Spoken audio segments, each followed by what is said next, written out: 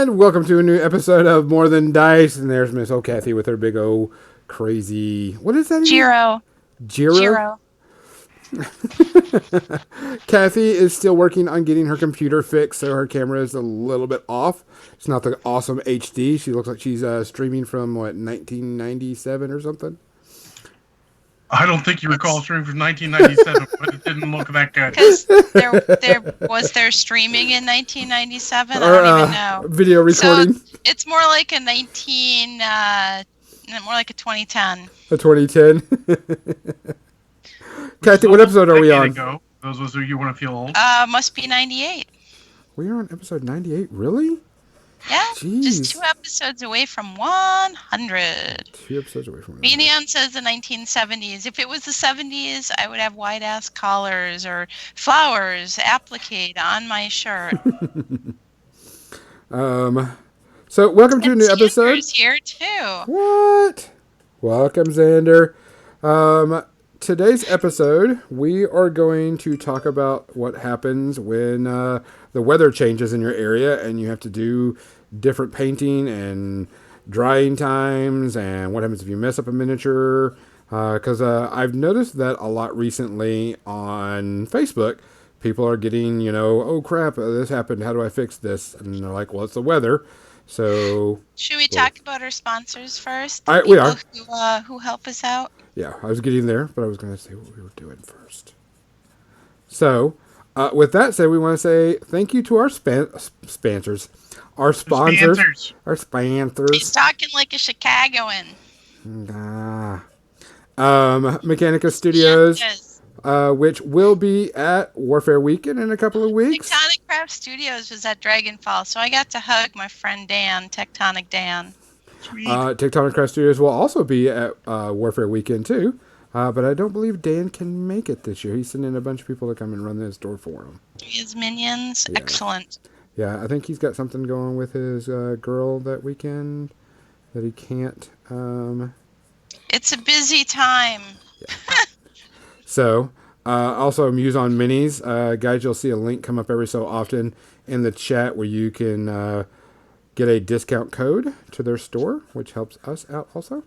We want to thank everybody that's our patron subscribers. They are super duper awesome. We appreciate everything that they do and help us out. Keep the bills at bay so John isn't, giving me $80 million a week to keep the podcast going. That's not going to happen. I don't make that much money. $80 million a week? Yeah. No. He puts Jeff Benzo to shame. Very much not. But guys, we really appreciate y'all listening and watching, and people that subscribe to our channel here on Twitch and on Patreon. It really matters a lot to us. Next weekend, Kathy will not be here, so we will have a special guest next weekend. I'll be at Gamehole Con, enjoying role-playing games with my friends and painting minis. You going to do some reporting from there? Maybe show us some pictures on the Facebook page? I sure hope so. I always intend to do that, and then I get distracted. And then you start nerding out. I am a terrible podcaster. I'm terrible. No, you're a great podcaster. You're a terrible on-site reporter. Yes, well, yeah. Different skills. Yeah, different skills. I'll accept that. So Kathy will be there for that, and then the week after is Warfare Weekend, and we will be out. I will be out for that, and so there will be no episode that weekend. So our 100th episode will be the episode after Warfare Weekend. So, yay! I don't know what we're going to talk about. We're going to have to do something special. We're going to have to do some kind of giveaway or something. Yeah. To be decided. We have no idea. Maybe I can pick up some new stuff. Because we're terrible people. We don't know how to do this shit. Yeah. Well, it's funny. Made a couple of new friends on a page, and they were like, "Oh, you have a podcast. What's it like being a professional podcaster?" And I laughed. So technically, we are professional podcasters. Yes, technically speaking. But I was like, we definitely don't produce professional stuff. No, I don't think that's our goal, though. No, that's what someone had a conversation about that. About we don't strive to be Critical Role or any of those huge ones. We just want to provide good content for people, have a good time, talk, enjoy, meet us up at conventions, hang out with us. It is kind of weird when someone comes up to me and they say, "Hey, I listen to your podcast, every week, and y'all do some really cool and You're fun like, stuff." somebody does that? And I'm like, "What? We have more than like the 7 people that watch us live that participate." Rise of Design says if podcasts were easy, everyone would do them. I thought everyone was doing them. Yeah, well, there is. It seems that way sometimes. Yeah. So, Hey, with Josh. that, so John, what are you drinking tonight? Well, I'm going to start off with a shot of this Jim Beam, or not Jim Beam, sorry. This Jack Daniel's Tennessee Apple I've been drinking. It's a little lower than when you guys last saw it. He's my apple pie. That's what happens when it's the only thing within arm's reach, and I don't feel like going downstairs. I followed up with some Dr. Pepper mixed with some Jim Beam vanilla. So I just switched it up and went with the vanilla since I had the cherry last time. Kathy, What are you drinking? I'm drinking a gin and tonic. I love my Sapphire. Dry. Kathy drinking gin and tonic? I've never. I like the flavor of Christmas trees. Damn it. I am breaking from tradition today because I've been drinking a lot already, and I'm a little dehydrated. So Gonzo's going with water today. Excellent choice. Water's always a good choice. Yeah, just a Vodka little. and Pedialyte. You're dehydrated. Yeah, but I need some of that to get me through the rest of this. And I also will be painting more Star Wars terrain for the podcast. So Since I wasn't. Oh, that looks cool. So I got to get the rest of this done for Warfare Weekend because More Than Dice is sponsoring 2 tables at Warfare Weekend. One for Star Wars Legion with a War Sigil terrain map, which I'm going to... You're only painting 2 tables worth of terrain? The podcast is sponsoring 2 tables worth of terrain. Hooray! Yeah. So you're painting what, like 30 tables worth of terrain? No. We actually have the ones with 3D terrain is actually being shipped in by FFG from Brandon Franz.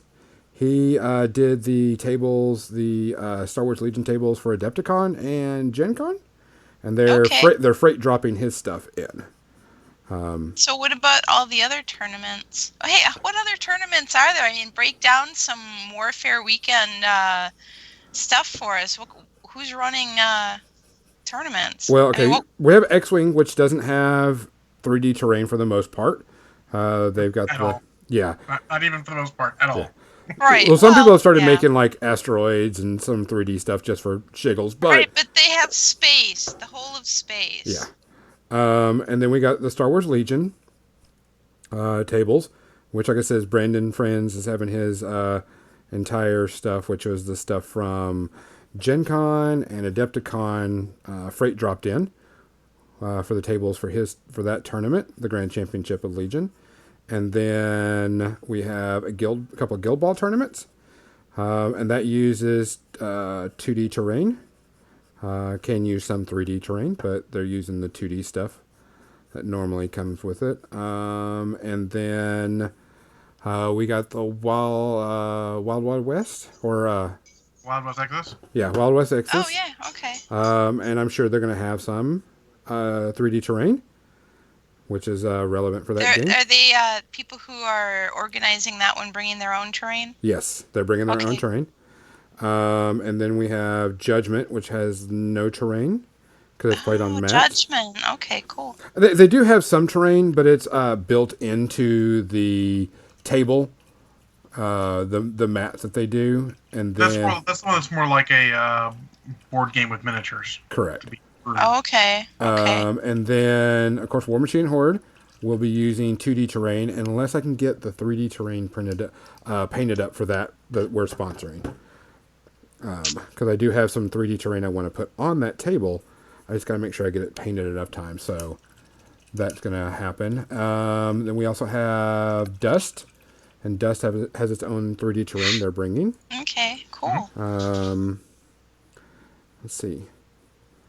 Then we I put you have on the spot, but I thought, it's a week before the convention. I'd like to know what all tournaments I could choose from. 2 weeks. yeah, 2 weeks. Oh, you're right. It's a couple weeks. Sorry. And then the I was other thinking about GameFullCon.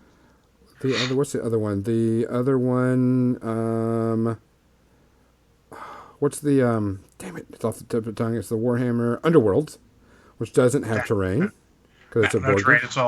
It is literally a board game with miniatures. Yep. And let's see what else. I think that's about it. Do you have any Infinite or no, we actually Batman or anything like that? No, we tried to get Infinity, and we talked to the St. Louis Infinity crowd because they supposedly have a really big Infinity crowd. But I guess there's an event that happens like a month before this, and that people were not interested in it. Because Muse says, they have an awesome terrain set that they can sell. And so we tried to get, that in, but it didn't work. And then we also tried Kings of War, and the person that was running that backed out on us. Oh. Which was bad because that would have been coming. And also, they also kind of That's backed a up. bummer, but Kings of War is coming out with their 3rd edition now. Yeah. Or has come out with their 3rd edition, so I don't know if that had any bearing on that. Well, it did some, but mostly it was he just didn't think he could do it. And so I tried to find someone else to do it, and he said no. Wow, that's a bummer. Yeah. I should have talked to me. I might have been able to put you in touch with someone with the company. Yeah. So we tried to do that. What other games? We were supposed to have God Tier, but God Tier didn't come out in enough time. So that didn't happen.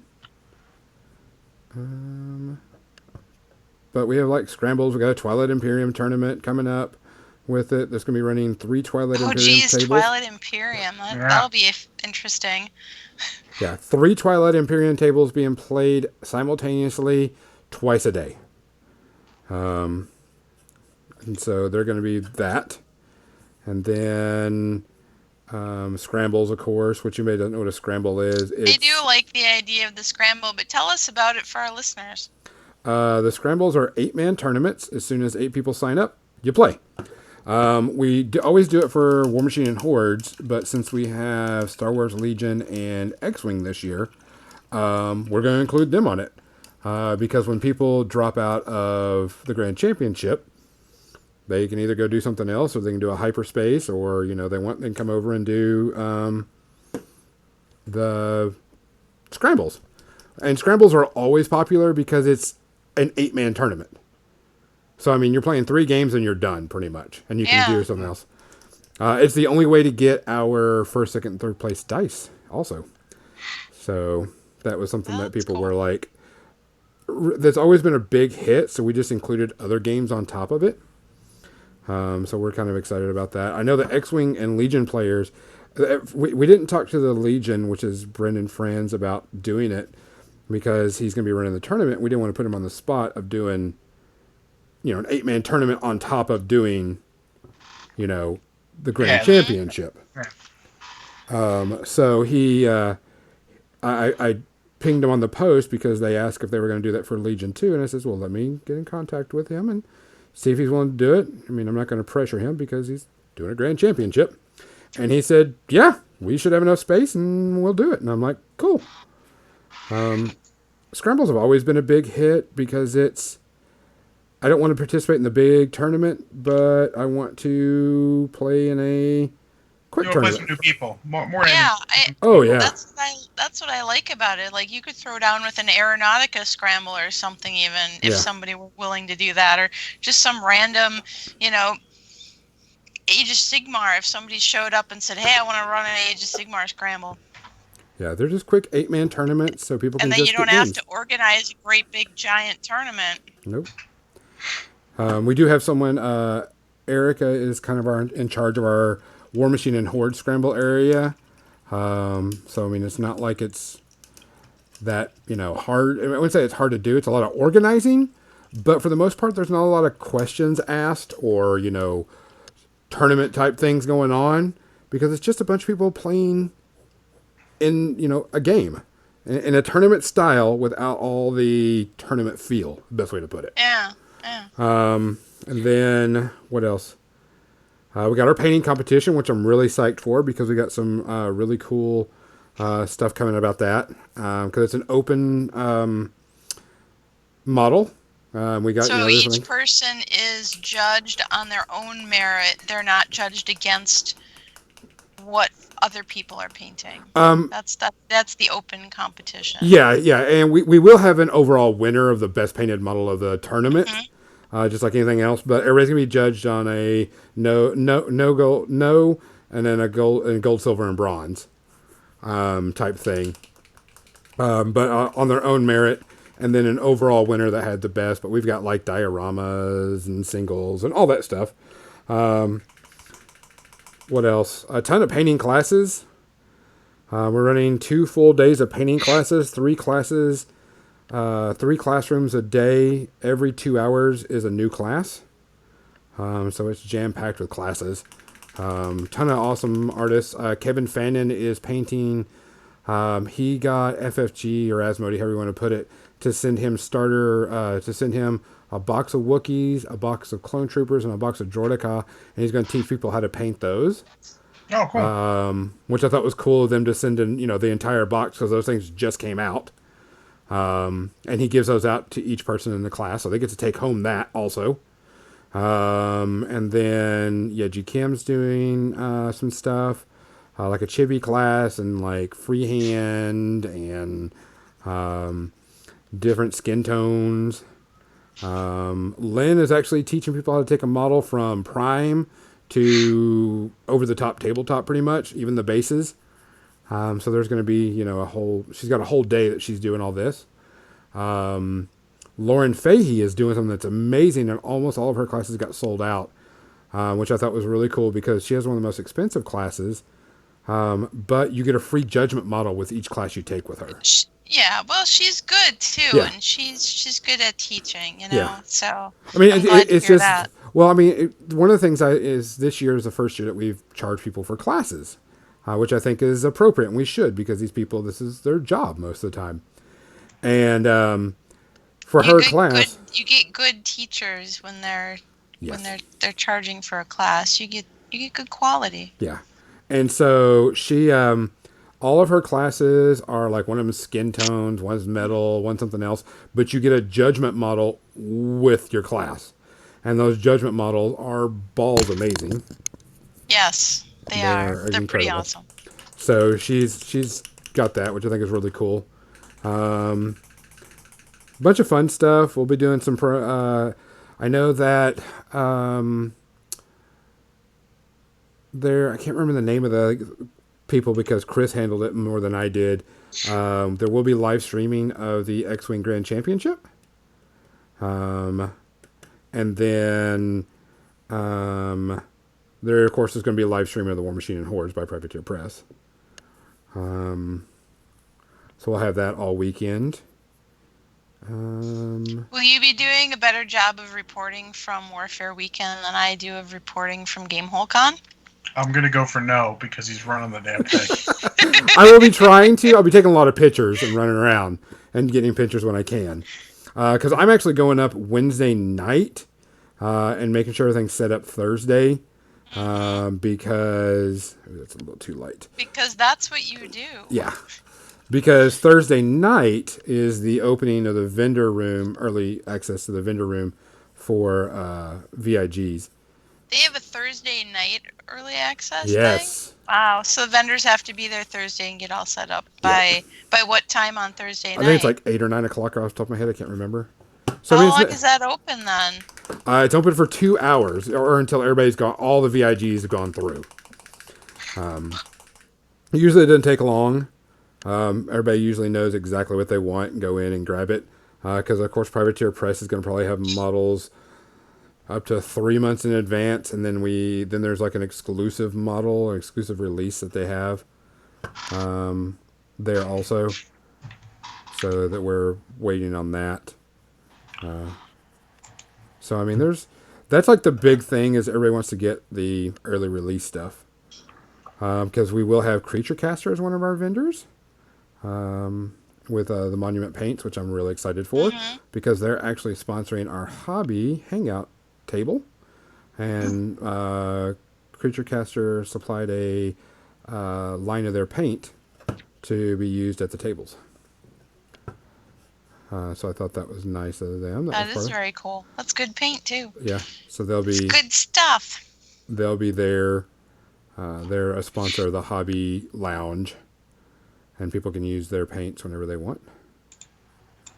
What else? That's about it. There's a lot of stuff going on.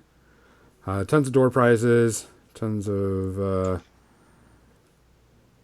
giveaways happening all the time. So. Oh, cool. Do you guys have like a charity raffle or anything like that at that one? We don't have a charity raffle. We were going to do one, but we couldn't find someone to do anything. I know we were going to do a charity silent auction at one point. We didn't get around to it. I do know. Do you think that's something you'll do in the future, maybe sometime? Yes. Next year we're going to be doing a bunch of more stuff. We've already started thinking about next year and how we're going to be working next year. I know this year also we got what's is new for the convention is called Demo Alley.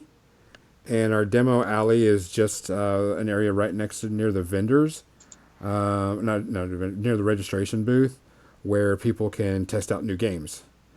Like Fight in the Box is going to be there with their brand new games, which he's there every year. I know David Carl, DC, is going to be there with a couple of new games that he's developing to test out for let people test out. Jay Larson has the new Marvel Crisis Protocol and 2 painted sets. And is going to be demoing that at the convention, which is good because Pagani couldn't make it. Ooh. But what else? And of course, Privateer Press. We have Riot Quest and all of their games. So I mean, there's going to be a ton of stuff to do. That's cool. If you run out of stuff to do, and the thing is, it's only one ticket. You don't pay for individual events. You just buy a ticket at the door, and you can play everything there. That's pretty amazing, actually. That all you're doing is paying your registration fee, and you get access to all the events.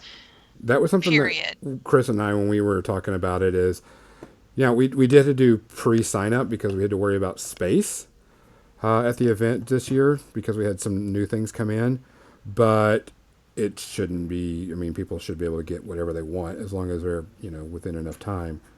I mean, nothing is there. I take that back. Some things have sold out, but nothing major has sold out. And the fact that the major big tournaments, because the Star Wars Legion tournament is like 40 people. Is what we had to have, and the X-Wing tournament is 180 people. So, we've got plenty of space for people to do stuff. What else? But that was the one thing that we wanted to do is we didn't want to have and buy individual tickets for events. We just pay the one fee, and you can do whatever you want. So you can come and just watch. Well, yeah, I know you've mentioned Warfare Weekend a whole bunch of times and everything, but we never really had an in-depth kind of here's all of the crazy stuff that's going on there. You know? Yeah. Also, a self-promotion type thing. So I was curious, and I know there's a lot of other people that are curious how it's going to be different from War Machine Weekend.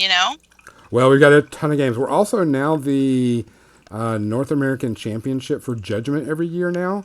So we'll be doing the Judgment North American Championship every year for them, which is cool because that just makes it more. Okay, but enough about that. Let's get to the topic at hand. Since I talked to, because we didn't actually do a cheer because we started in on that. John, do we have anybody we need to salute, by the way? Not anyone that I really know of. I mean, there's like one of the producers, I think, of The Simpsons passed. But as someone who's seen like a handful of episodes of The Simpsons, I wasn't really keeping track of that. Yeah. So. All right.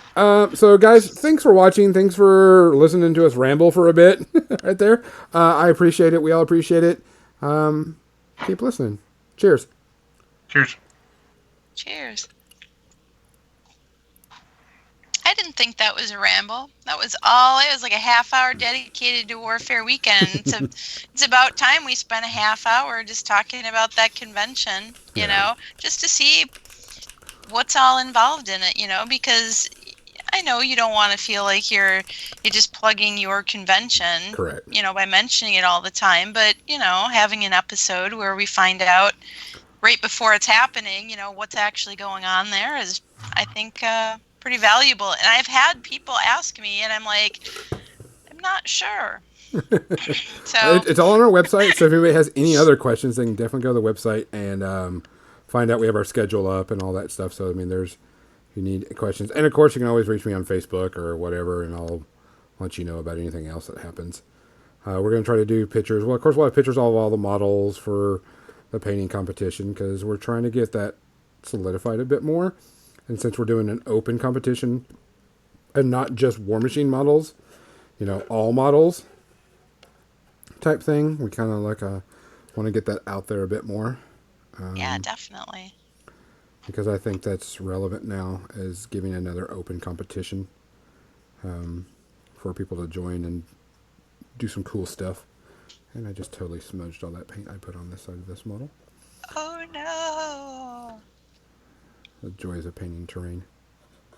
Oh, it's just terrain, easy to fix. Yeah.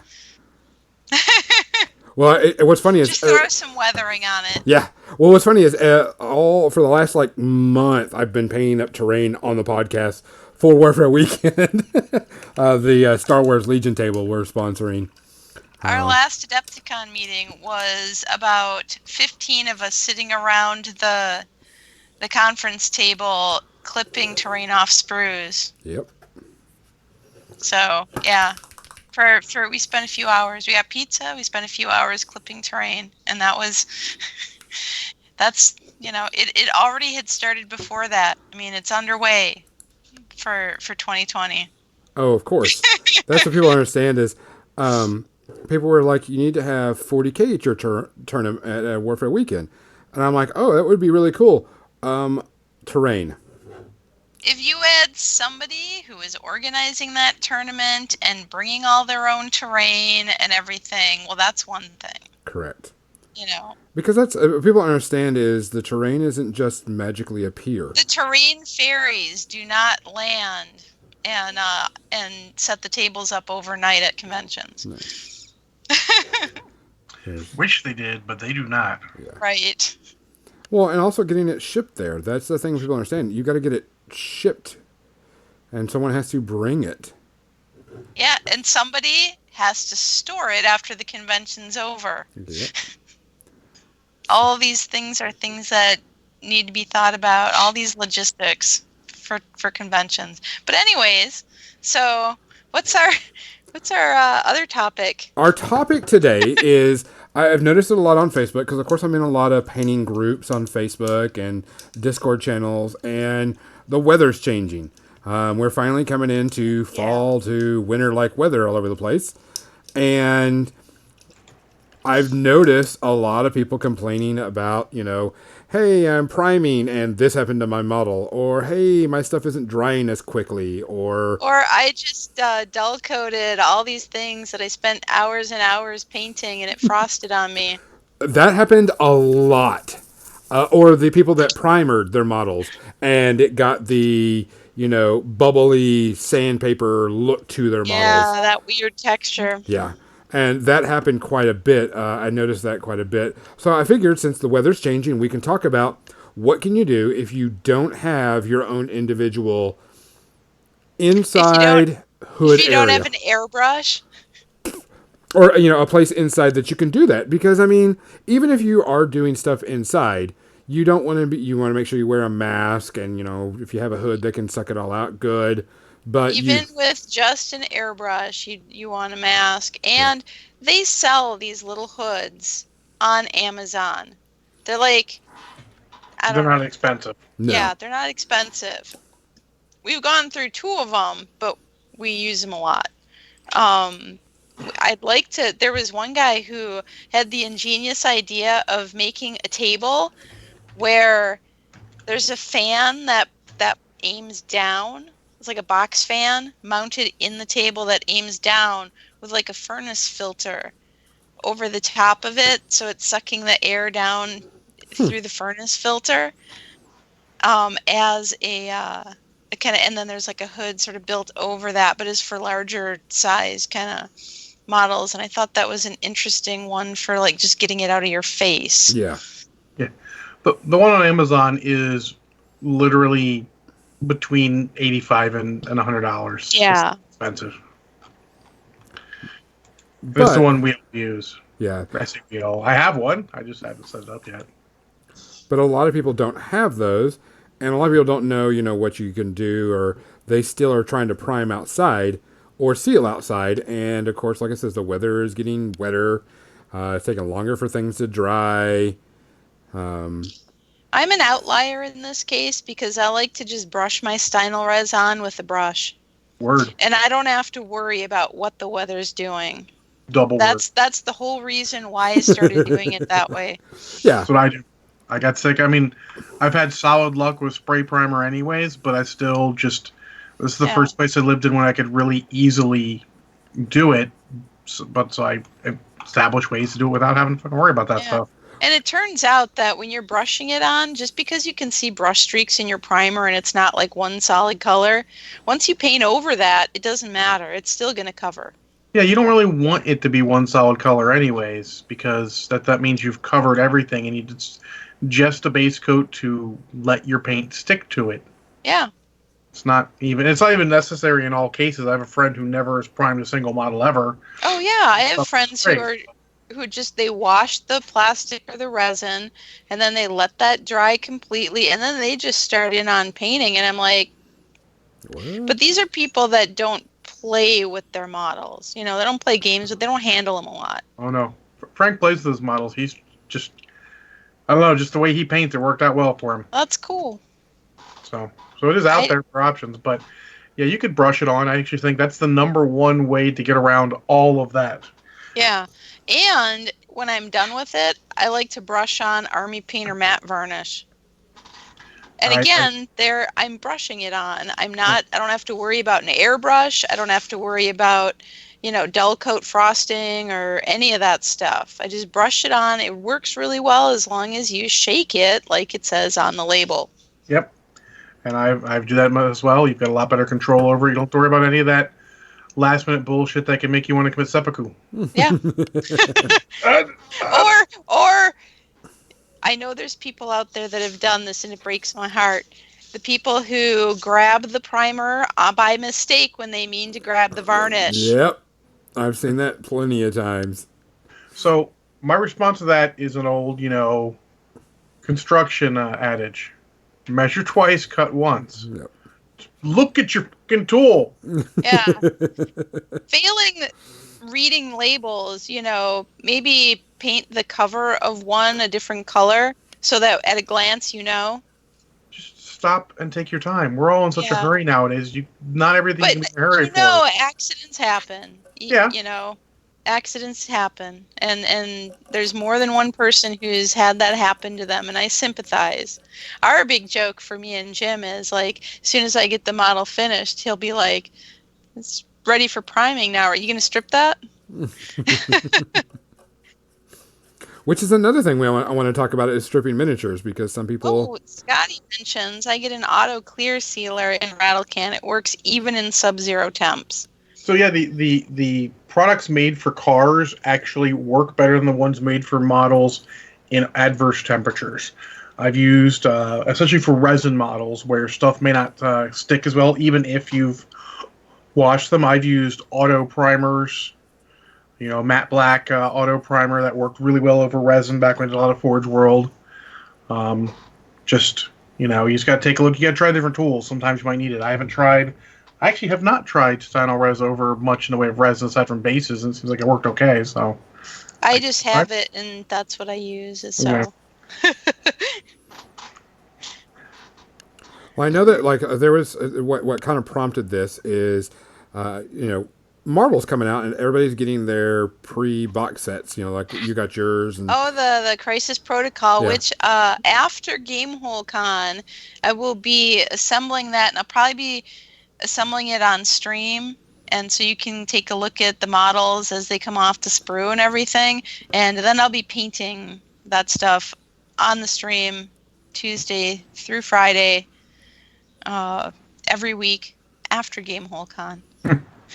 but somebody got the full set and went and primed their entire that was box. Krabak. He's actually got a YouTube channel, does a lot of stuff for all of FFG's games. And it came back all sandpapered, primered. Oh, no. He did get them fixed. He's got a video for that, too, which, is going to be a good suggestion. Check out how to fix them? Yeah, how to fix them. He got a lot. He used Simple Green, if I remember correctly. Yeah, that seems to be the miniature painter's, go-to for a lot of things. It Need kind a strip of plastic? is. Leave it No, in I Simple don't. Green. I've heard good things about isopropyl alcohol, but not just the 70 whatever percent. It's got to be like 90 something percent at least. Oh, yeah, I haven't.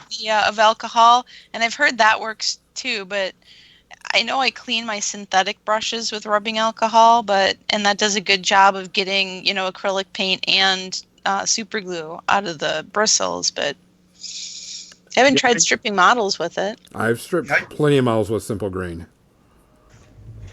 Oh, I've used it for a lot of stuff like that. I actually use, I was going to reach for it here. I know you guys are good. I actually use acetone for a lot of stuff, but not for whole models at once. I will strip portions of a model that I need to repaint. Like when I was painting my sculpted Ashland, I kept fucking up the face because that's what I do. So I kept stripping it with just a Q-tip, some acetone, just take it off. So that's more just a spot remover kind of spot a thing? remover. Even works with glue. Like I was trying to get. You see, this guy's got a huge attachment to his base. He was on a different base previously, so I was trying to cut him off his old base. I'd get in there, I just couldn't get him off. So I actually dipped my hobby knife in it, and just rubbed it in there along where the glue was, and it started to dissolve that and let me get him off. Oh, So interesting. I mean, I got tricks. You got game. Yeah. So Scotty says, I've also been spraying models for 2 decades, so I've got a pretty skilled hand. Yeah, That practice does make perfect. But yeah, so there's a lot of tricks like that. There's a lot on the internet. The hardest thing to fix is if your spray varnish clouds up. Oh, that's like the worst thing. And I've heard tons of different things. Like I've heard someone say use olive oil. I've heard that too. I've never done it.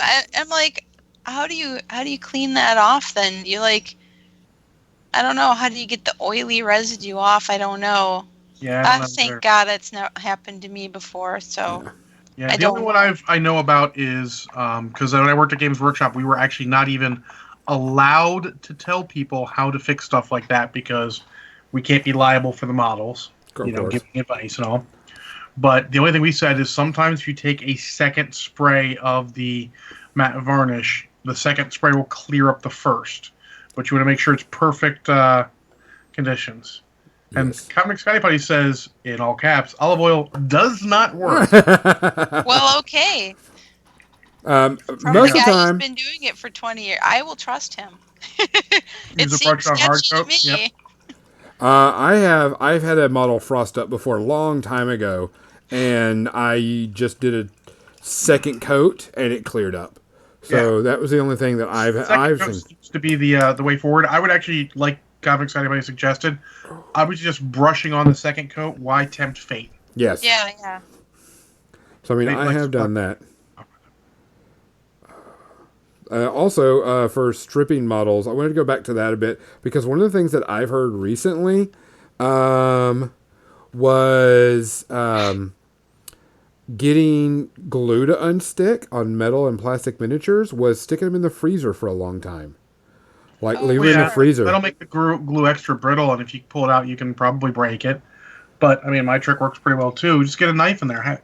If you don't have multiple blades for your hobby knife, you're not converting it, and you're not doing something right because having a lot of blades. I've got one that I keep around that is This one, that's just I extra love that thin. one. It's super duper thin compared to the other ones, so it can start to get in places you can't. You start to cut it and pry it. You just gotta be careful. And honestly, when you start changing models after they're done, you're gonna break stuff. Don't worry about it. Just be ready to pin and be ready to re-glue stuff. And just, where is it?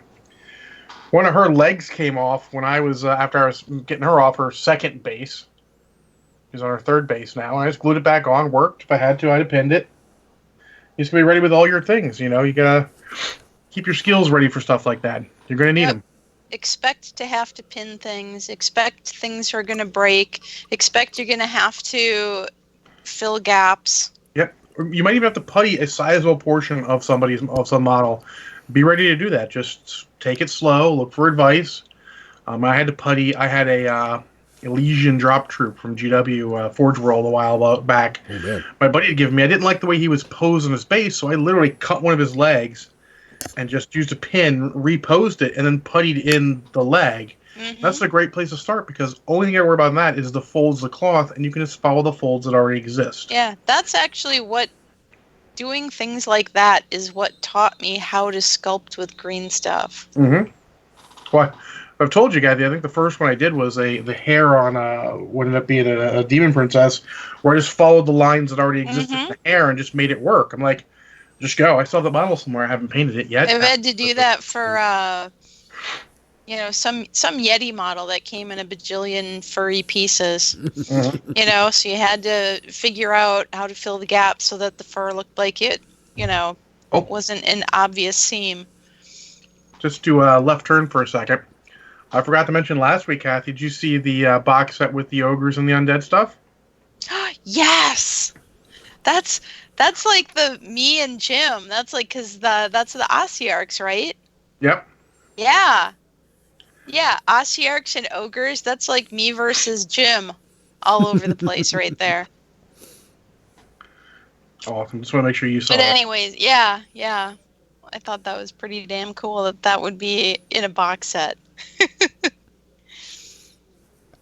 So, but yeah, I never strip my models. The only time I strip models is if I get something off eBay and it was, dipped in Minwax or something that wipes out all the details. If it was done, if the paint on it is caked on in an egregious manner, I assume. Yeah, that's the only time I strip models. So, but if I'm painting something and I don't like what I'm painting, I just paint over it. I don't strip it.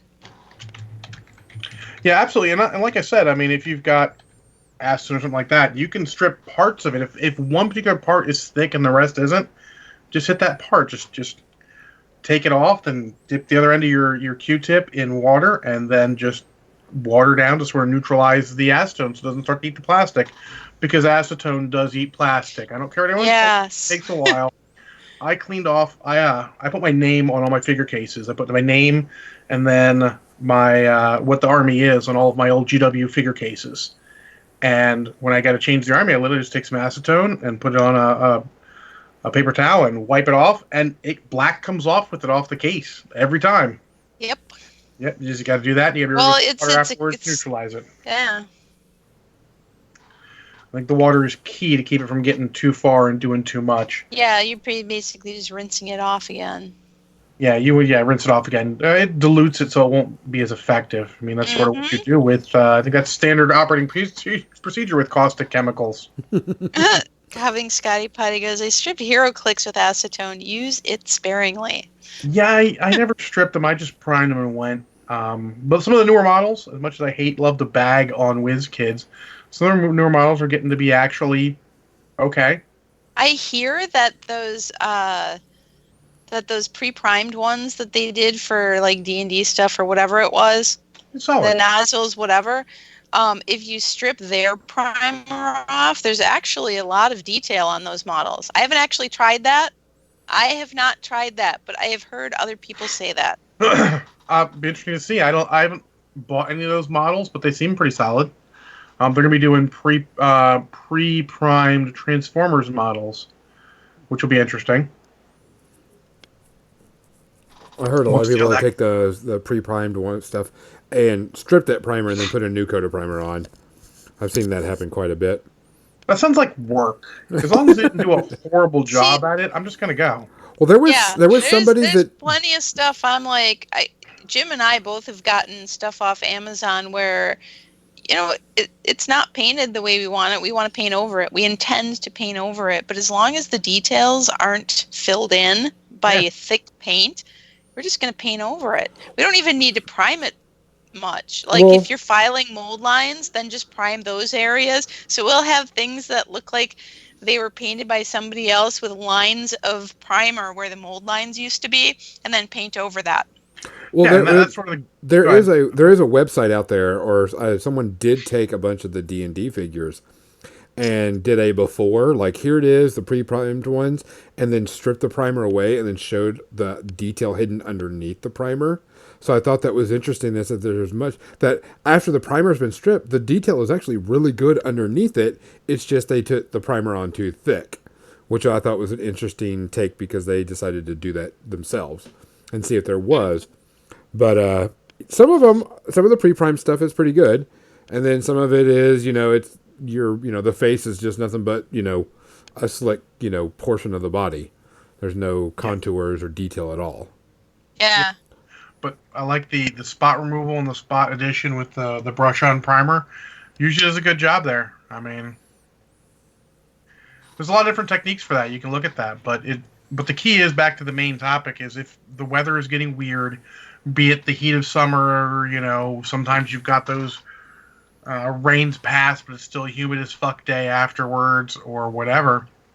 Just be aware of that when you're going out to prime. I would suggest not priming on those days, or be aware that shit can happen. Yeah, I mean, pretty much what we've said is if you can do it indoors, but do it safely. If you can't do it indoors, do what? I suggest not indoors. It's fraught with danger. But if you're going to do it indoors, make sure it's well ventilated. Blah blah blah. Be responsible. Do some good adulting.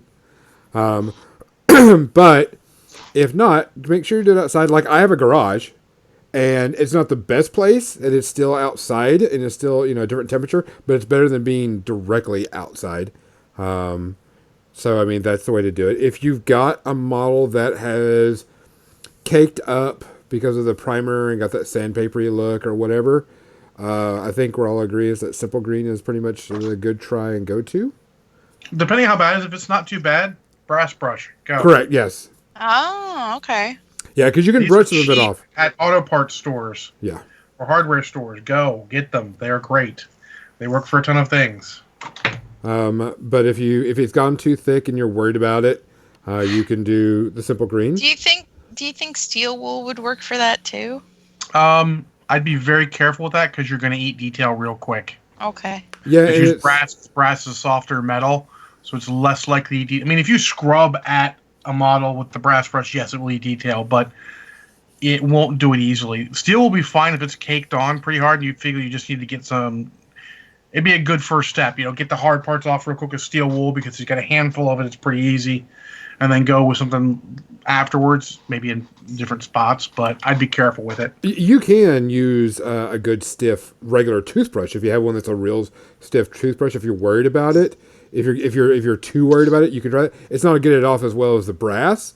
Toothbrush is great if you're going to use it in tandem with some sort of cleaner.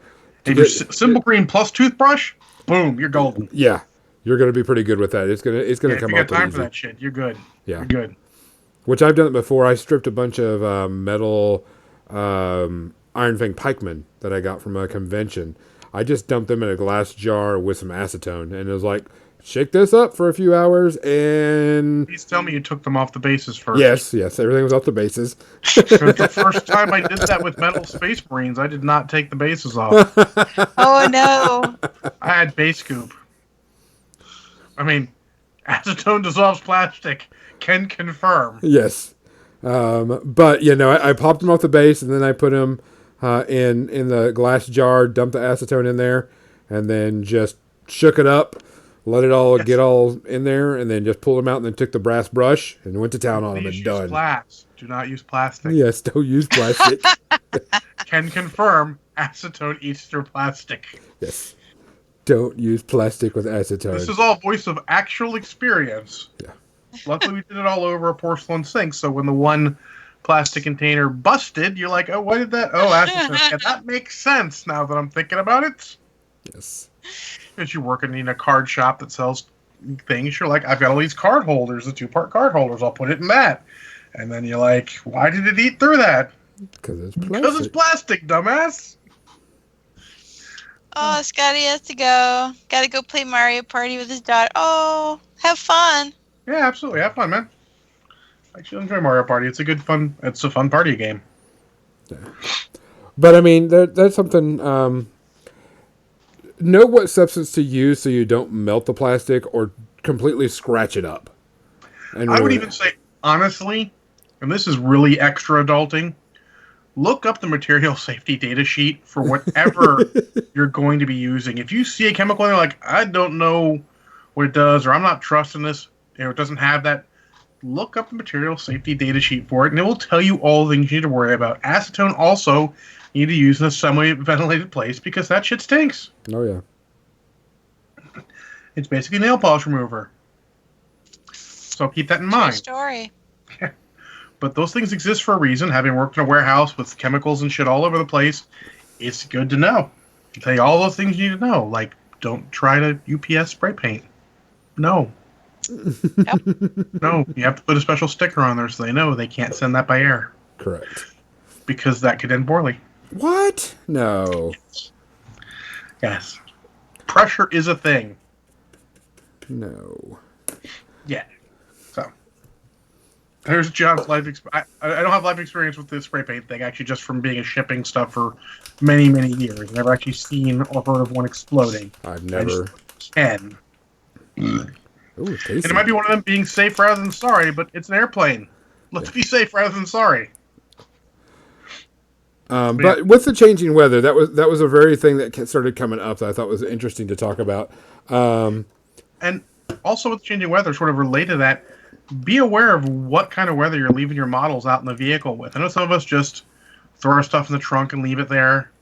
Be aware, if the summer gets too hot, plastic's going to melt, resin's going to melt or bend quicker. I have seen people's Blood Bowl teams, and this is when everybody's Blood Bowl teams were metal. But the bases weren't. Yep, bases weren't. And they left their army in the car on a hot day, and all the bases curled up. Yep.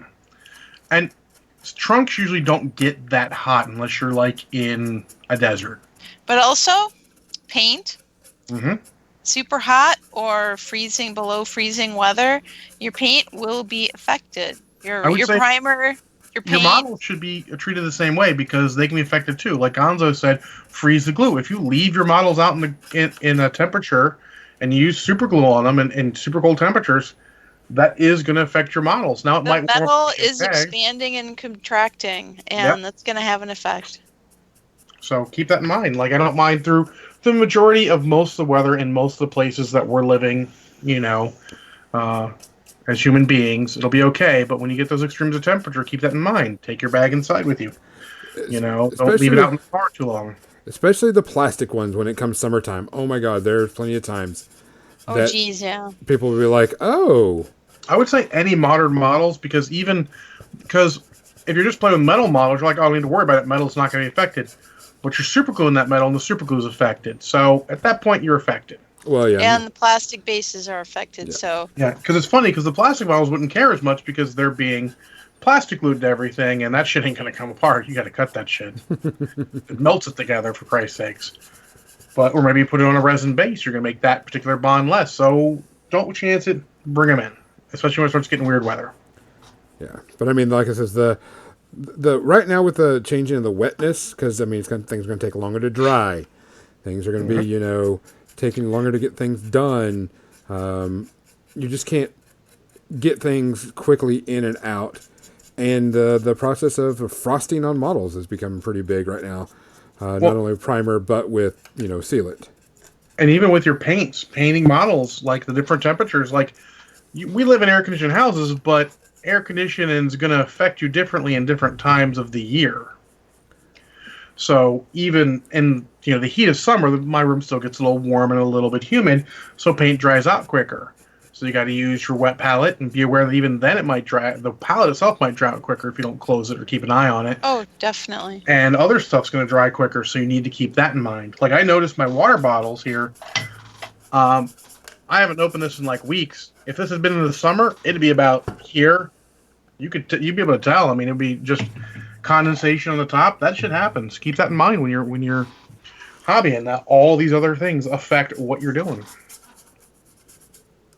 Yeah, there's a lot of things that people need to be aware of when it comes to the weather of stuff, painting wise. Also, something that like John, you I think it was last year had like a little portable heater in your room, and I put one in my room last year too, and I was like, man, my paints are drying out really quick on my things, and I'm like, oh, let me turn this down a little bit. Yeah, that happened to me this summer when I had a new fan in here. Mm-hmm. There was so much more air circulation. It was kind of blowing across my palette. Yep, that'll do it. I mean, that's just sort of thermodynamics and physics, how that stuff works. Like I usually in the summer, I have a fan going at a much higher rate than it is now. And now it's just to circulate air and white noise for me. But in the summer, it's there to help cool me and keep it cool, so we don't have to keep the house at being in the top level. We have to keep the basement at like negative 50 degrees for me to be super comfortable. And even Banyan doesn't like it that cold. So instead, I just suck it up, put the fan on. But it's going to affect your paints and all. Keep that in mind. You'll get to know your areas. Like my area at the apartment I lived in for 17 years was right under the vents and all. So in the summer, the inherent humidity would make stuff dry out. But then in the winter, the hot air blowing on stuff would make it dry out. So yeah, it's funny. It was worse in the winter, but all the time I had to be careful with that. And back when Jim and I used to do 2D art, he had a station in the basement where he would paint, and there was a heating duct right above him. Mm-hmm. And he made, out of mat board, because he had a ton of mats and, because 2D art, he built a little shunt to put onto the vent to blow it in a different direction, so it wasn't just blowing straight down on what he's trying to paint, because, Yeah. That's the kind of things you might have to do. I mean, you could even set it up so if you can put your painting station in an area where you don't get direct airflow over your painting section. Like, honestly, if I arranged a room, it probably wouldn't be possible, but theoretically it would be possible to have a fan where it wouldn't blow over my painting station over here on my left, would blow over the rest of the room. That's theoretically possible. So, stuff you got to think about. It's all these little things that are going to change as the weather changes. And you want to make sure you know about that. If you move to a new place, you're going to have to feel it out. Be a little more careful with your stuff. If you change, your air conditioning system, your heater, any of that stuff breaks and has to get completely replaced, be aware it might change how that stuff works. You want to keep an eye on that. With that said, it's media time. I'm going to leave it here because for Kathy's sanity and her thing that she's got going, since her camera, I don't want to have to reset all that up for her, so just leave it here on this screen. But also can't be ours to reset it. Yeah, I'm not going to do it. That's fine. Next week I'll be back with my normal computer. It's fixed. You'll be at a convention. So... Oh, that's right. 3 weeks. Strike that. 3 weeks. I will not be here next week. I will be at a convention. I may do some streaming because I have to get some painting done, so I may do some streaming for you. I won't do streaming. I still don't have my second camera back. You will get a new one. Back. You should get a new one pretty soon. Well, no. The one, my Razer one, they're sending me a replacement. Should be here soonish too. Yeah. I will track that probably tomorrow. You got another one coming from me anyway, so. Yes. So I have lots of stuff. Oh, Banyan's asking what was the issue with my computer. So it was pooched. I understand that. It basically needed a complete reinstall. Oh, and then a reinstall over that reinstall of the operating system. to be able to start up normally. And my guy said, it's an old hard drive, so how about I just replace it with a solid state, a new hard drive? And I'm like, well, yes, okay. Yes, please do that. So like I said, pooched. Yeah, so starting from scratch. But I have doubled my storage to 2 terabytes, and I have doubled my RAM, so... Oh, no. Important note, and 1 terabyte of that is on a solid-state drive. So that's pretty legit. Yes, 1 terabyte is the solid-state drive, and the other one is the old drive, but just wiped clean. Which, it was working fine, but he's like, you know what, you really want just a new hard drive for, the important stuff. Beanian says, does that mean John might have a spare webcam? I mean, technically I already have a spare webcam, it's just not very high resolution. Why would John have a spare webcam because of that? Because Gonzo's sending me one in, Razor's sending me one back. Like I said, technically I already have an extra webcam because I have the old Logitech that I used back in the early PWMJ days that is not as good resolution as this. Beanian guest starring. Beanian's guest starring? Yay! All right, Beanian. Guess what you're doing next week? Yep. That's our special guest next week is Beanian. John, will make sure that camera gets media you. Section. Yes, media section. Media section. I have about 4 things to talk about, but one of them is kind of quick. I can talk about many, many things, so let's just start and we'll see how far we get. And I know Kathy watched at least one movie. Kathy, you watched the movie? Yeah. What did you watch? I did. I actually watched 2. I watched The Haunting from 1963. Whoa. And because there's a movie channel that was just playing old horror movies, and the other one was Horror of Dracula. It was a Hammer horror film. Yeah, you have to say it that way. Horror of Dracula. Blah blah. Yeah, Peter Cushing is Van Helsing, and Christopher Lee is Dracula. So it's a Hammer film. Yes. Much like the other Hammer film where Peter Cushing was Frankenstein, and I don't know if Christopher Lee was in that one though. Yeah, I wish I still had a VCR so I could watch Legend of the Seven Golden Vampires. That was a pretty fun, crappy horror movie. That sounds like fun, yeah. It was like half horror Hammer flick, half Chopsaki flick. It's pretty good. Beanian says, psst, no one wants to listen to me. I want to listen to you. Did it work? You volunteered, man. You in now. Yeah, you're in now, dude. Yeah. So, Gonzo, why don't you hit us with your quicken? My quick one is we watched, of course, it was Friday, and so we started watching Next Gen. It's a Netflix show, Netflix cartoon about a girl that doesn't want a personal robot because everybody in the world has a personal robot. Wait, back up for just 1 second. You said you were watching Next Gen. That's what it's called. It's called Next Gen. Okay, because when you said I'm watching Next Gen, I thought you were talking about Star Trek. Oh. Next Gen is a movie, a cartoon movie on Netflix about, in the future, everybody's got their own personal robot. Everybody. It's like a cell phone. And it kind of cracks me up because they're going for their new personal robot, and it's like an Apple convention with them talking about, the biggest upgrade of this thing is a bigger screen. And that's the only upgrade. And so everybody are freaking out about it. So it was just kind of interesting and funny. But my kids were watching it, and that was the reason why we had it on as our Friday movie.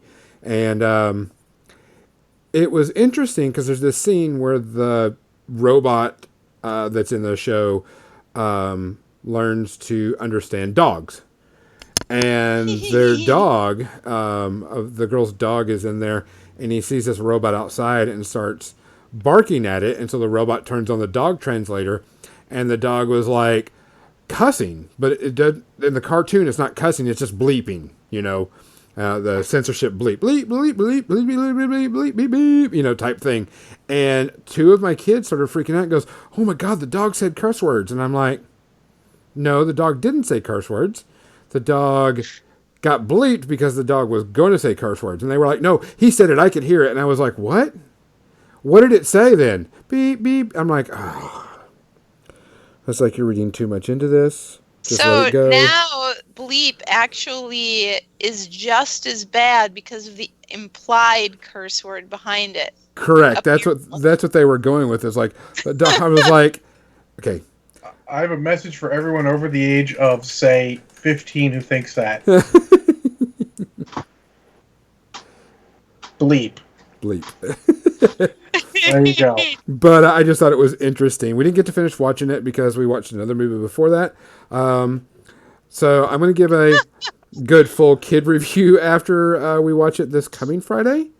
But it was just something I thought was interesting about the show, that the implied bleeping of curse words threw some of my kids on a loop. And they're fourth graders. That's actually a great topic for... that they were swearing, even though it was bleeping, which means they were saying bad words. Correct. That's a great topic for discussion. That is so bizarre. There's a whole deep topic you can have about giving words power, and the reason we don't use those words in polite company is because you might offend someone who just really is offended by those. Yeah. You know? But if you don't give the word power, it doesn't mean anything. Correct. But now people... I mean, and these are kids who are interpreting that as now it's just implied that it's offensive, and therefore it's offensive. Look, a college band clapping because it might trigger somebody. We're fucking done. Yeah. That's nuts. Done. Yeah, done. So I just thought that was an interesting take about what happened, because like I said, it wasn't done. They knew that the dog was cursing, but the dog wasn't cursing. They bleeped out what the dog was saying, but a couple of kids. I mean, it's implied that the dog's cursing. We could probably get some videos and bleep out perfectly normal conversations. Oh, the count. The video where they bleep out the count. I'm the count, and I like to bleep 3 times. Yeah. There's actually, I think Jimmy Fallon has something where, or somebody has inappropriate bleeping, and they bleep out just the right word, even though you know that they're not saying that. But your mind goes to it. It teaches you, about implied versus actually happening. But anyways, I just thought that was an interesting thing that happened. But I will go over a more detailed kid review and my secondary review, because I've already watched it once, so people can see what we think about it. And we'll examine the implied versus real, swearing in our philosophy podcast. Yeah, that we do every purple moon. Philosophy podcast? Oh, I can do that. All right. Well, anyways, my first one is I watched a couple episodes of The Green Hornet, and I mean, like TV show. Yep, by the Bumblebees. Yep. How's it go, Kathy? I'm not doing that again. It appears to be a legit release, but I'm 99% sure it's someone actually just took. I might have been released in other countries or something, but they took that and it's a Blu-ray release. It's not Blu-ray quality because it was made in the fucking 60s. What? That's understandable. It's about as good as I would expect a quality from something like this that hasn't been completely redone, and no one's going to remaster the Green Hornet. But I'm sorry, much as I love the Green Hornet, the fan base for it is not wide enough to remaster the entire series. No. So I am enjoying it. It is fun how they don't even go in with between the intro and even the first episode, they don't have an origin of the Green Hornet. You fucking know who the Green Hornet is. Because it was on radio first. You better fucking figure it out quick. Thank God, so they're not wasting time with all of that. No, it's a good point. They expect you to understand who the character is. They're treating you like you're an intelligent adult. And honestly, you get the connotation from the first episode where he's behaving like he's a criminal even though he's fighting crime. So you get the okay, he's pretending he's a criminal so that the criminals don't fight him like they'd fight the law. And it's just amusing. They treat you like an adult. You react like an adult. It's great. It is a little dated. I mean, 60s, so I don't hold against it. But I enjoy the out of it. Yeah, fun. It is very much, at least in the early episodes, Van Williams' show, Bruce Lee is there. He does some good ass kicking. He doesn't get a lot of lines or anything, though. The car is awesome. The Black Beauty is awesome. But I enjoy the crap out of it. I got 24 episodes left to go. We're watching that slowly but surely. I'm just trying to, balance what I watch. Half-an-hour episodes. It's not a series that's going to give you a lot of character development because that's not what those old things are about. It is a serial. It is an old-time serial where instead of being part of a story, you get the whole story in one episode, and then you go to the next story. There's no character development. You can't do that in a half-an-hour series. That's like that. So, but they don't try to. The action's pretty amusing, especially for the age, and the content's pretty fun. It's a good, fun watch. Definitely more adult-oriented than, say, Batman of the era. Because the Batman of the era was definitely aimed a little lower than adult. But I enjoy the crap out of it. Tentatively right now, I'm going to give it 4 out of 5 Casablancas for now. But that might change as we go through the series. And keep in mind, that is a little bit colored by the fact that I love the Green Hornet. I mean, I like it, but I might have gone maybe 3 out of 5. I'm going to give it 4. But you know what? Last Saturday, I was listening to my radio shows. On our public radio station from 1 o'clock to 4 o'clock or 5 o'clock, they have, shows from the golden age of radio. And they played an episode of the Green Hornet, the radio series, which was really cool. You don't see the car. You don't, there's no Bruce Lee, but it's that story. It's that same kind of a story. And he's a criminal, or people think he's a criminal, Yep, he's very, very much like, Spider-Man, where, the newspaper people want to paint him as a criminal.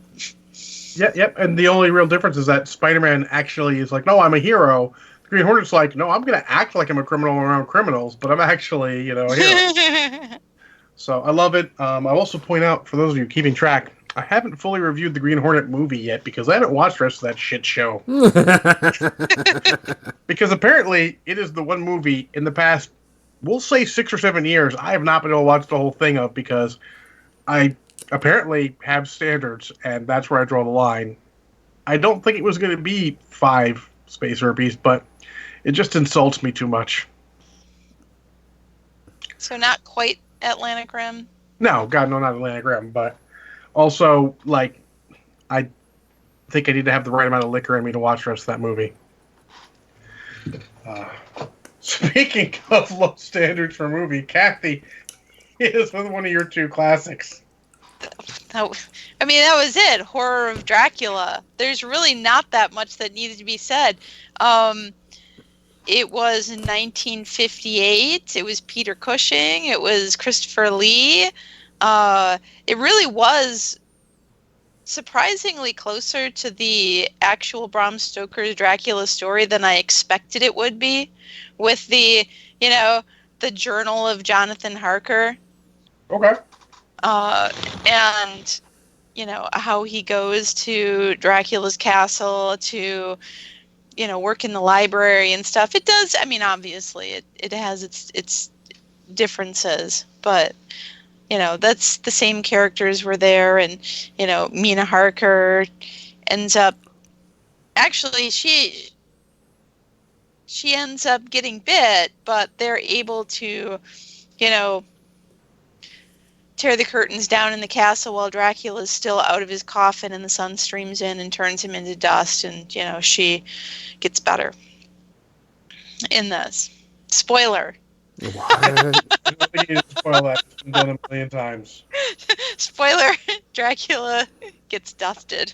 So, Kathy, this movie's old enough. You could rate it on the Casablanca scale if you want. I feel like it's a classic. I like these Hammer movies. They crack me up. There's just some cheesy thing about them that I enjoy.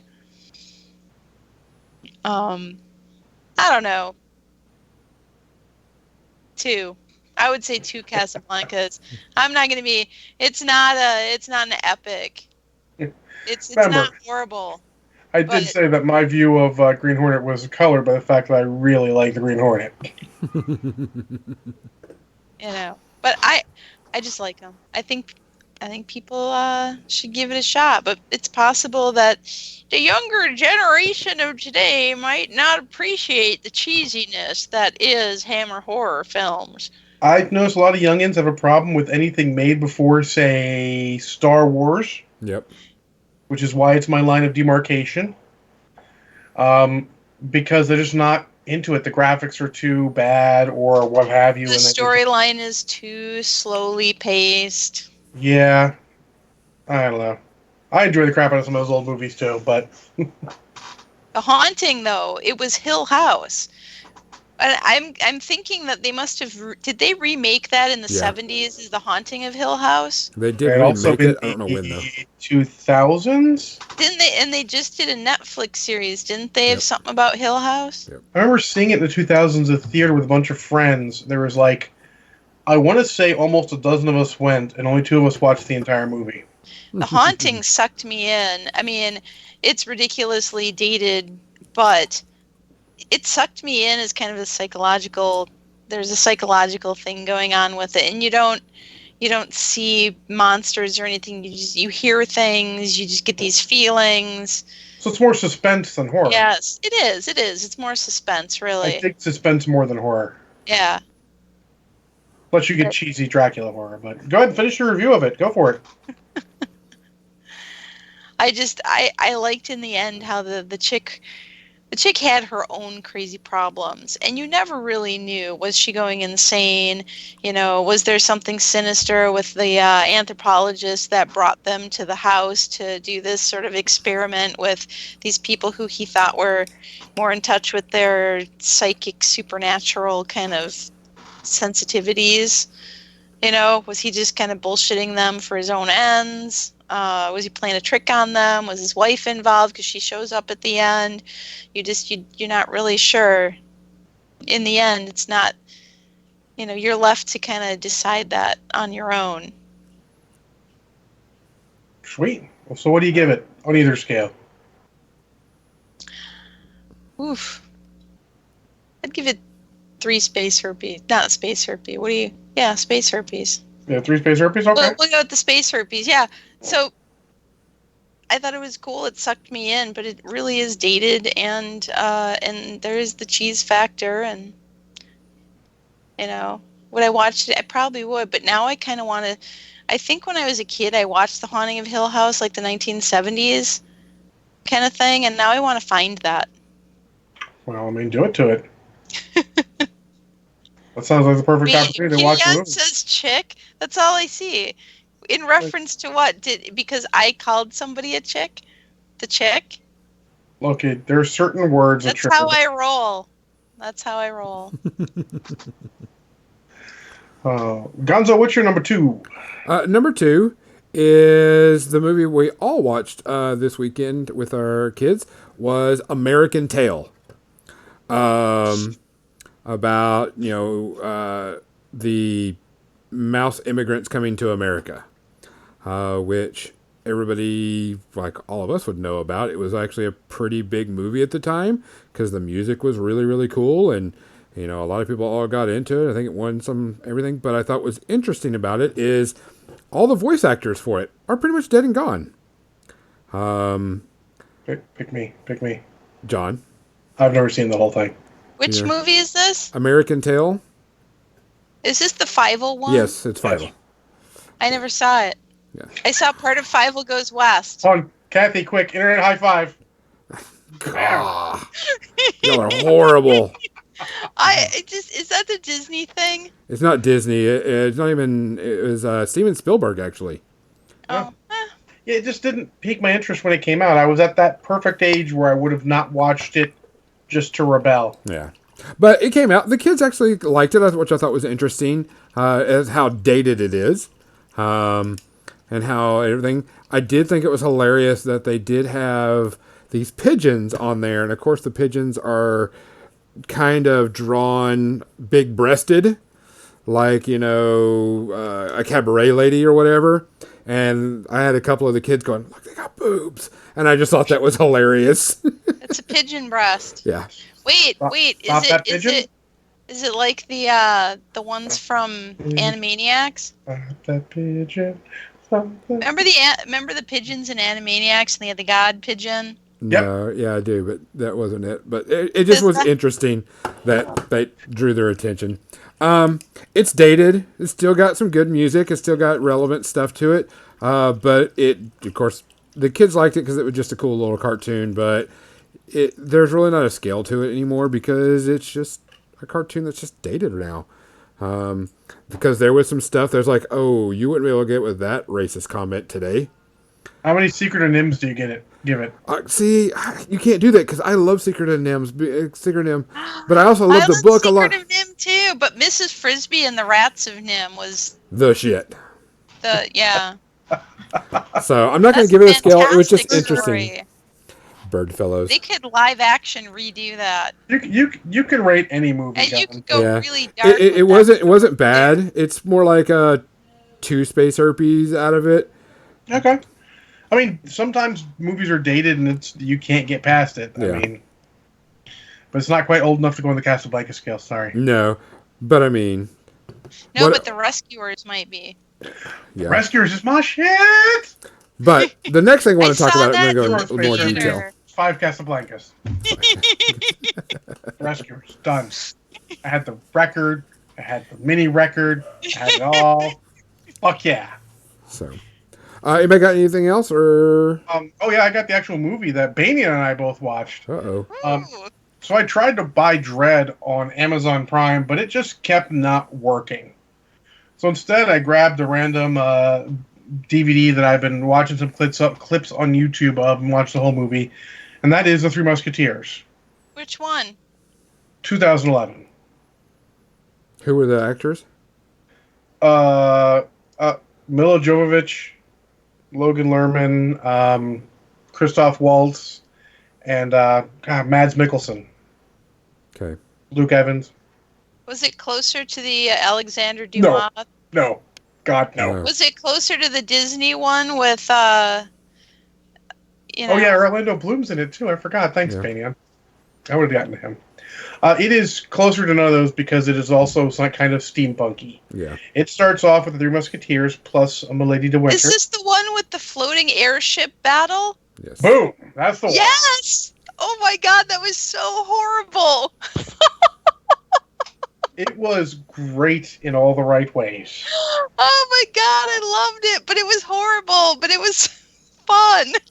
Like, there are some fight scenes in that. Like, the first fight scene where D'Artagnan has, challenged all the Musketeers individually to fights, or they've challenged him, and it turns into a fight versus, the Cardinal's Guards. That fight scene is fucking great. That fight scene is worth the price of admission right there. It is super fun, easy to follow. I love the crap out of it. There's a lot of character that they all have in that. After that, I mean, I'd say the non-fight action scenes get a little weird, sometimes a little awkward. The humor doesn't quite hit the mark all the time, and that's sort of the problem with it. I love Christoph Waltz as Cardinal Richelieu, even though I think that brain stopped. Tim Curry did a better job. Oh yeah. But Christoph Waltz is trying to be a subtle bad guy, and he does a good job at that.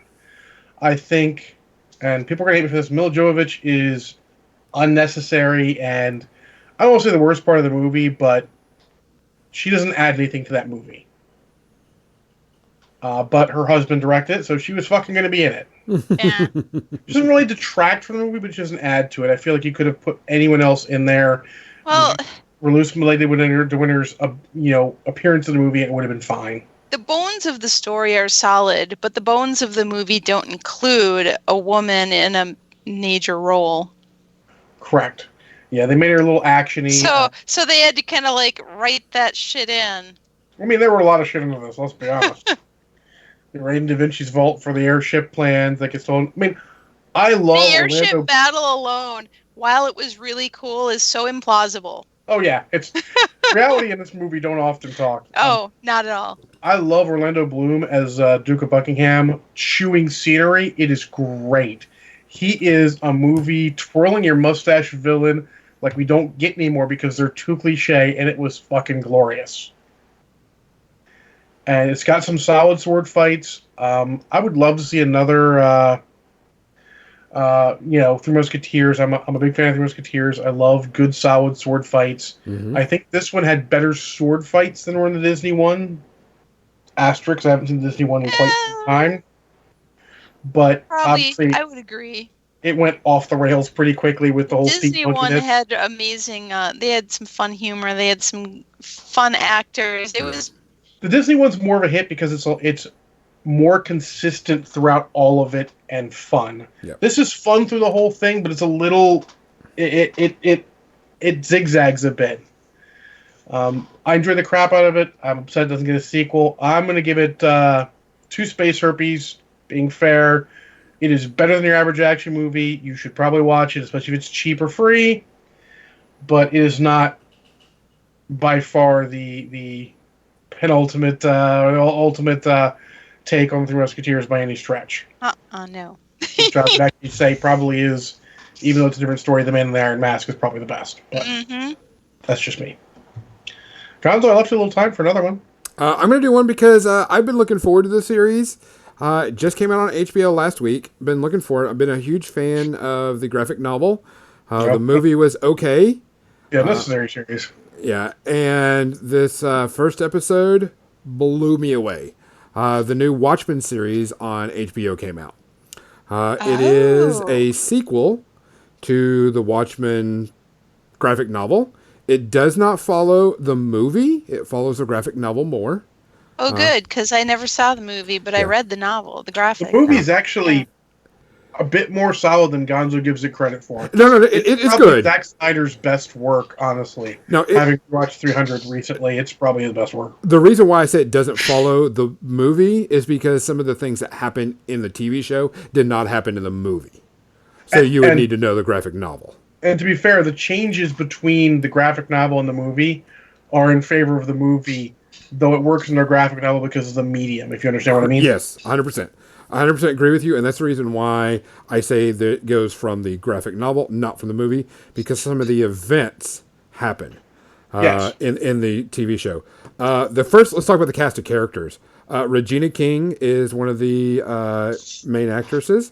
Don Johnson, Tim Blake Nelson, Jeremy Irons, Louis Gossett Jr., some great actors and actresses in there.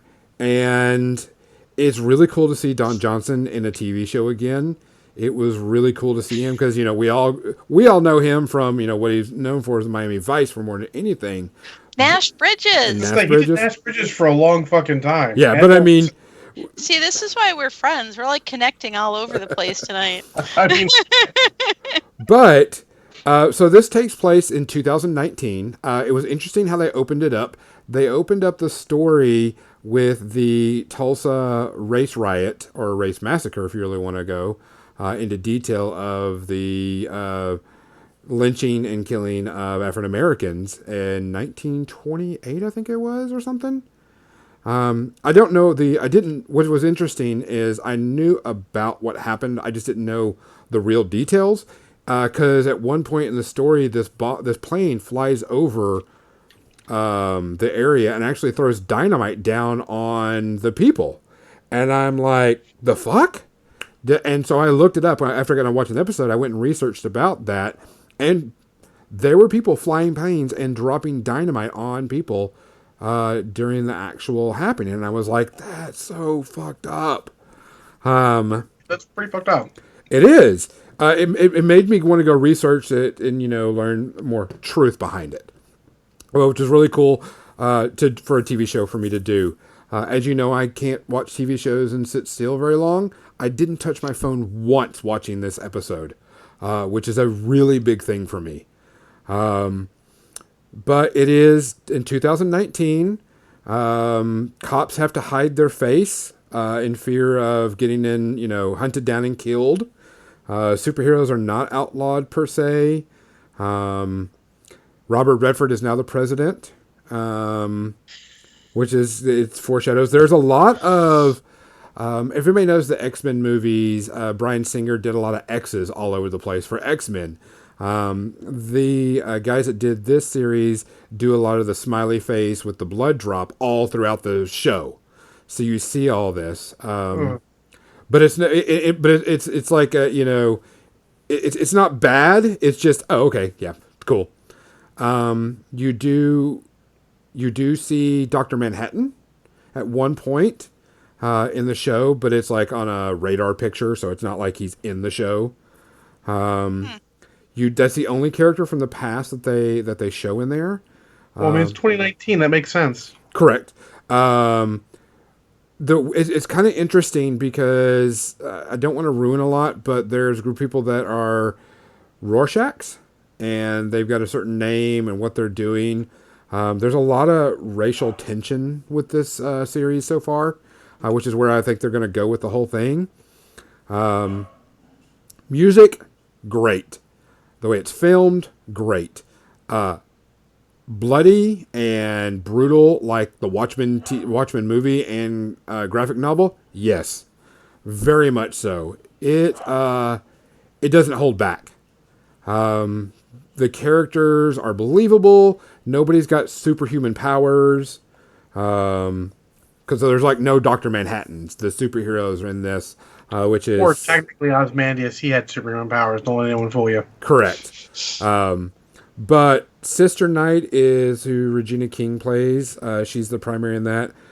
Tim Blake Nelson, which I really like the guy. I really like the actor he's played. I didn't know his character's name, but it was called Looking Glass, which I thought was really weird because of the way he is dressed. He's done some really cool stuff. I like him as an actor. But everything about this show is hitting just right. It's brutal. It's honest.